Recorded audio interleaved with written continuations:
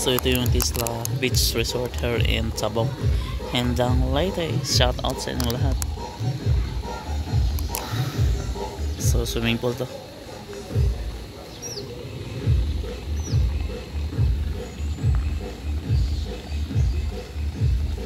Ito yung malalim, dun sa kabila naman ang mababaw. Ito yung for adult and then for children dun sa kabila.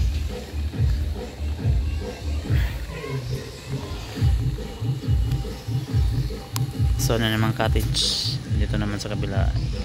Ito hotel guest area. Ayan dyan. Ayan ang Tisla Beach Resort. Sa tabi lang to ng dagat, dun sa unahan ng dagat na. Matatanam mo tayo sa kabila yung dagat. Andyan beach.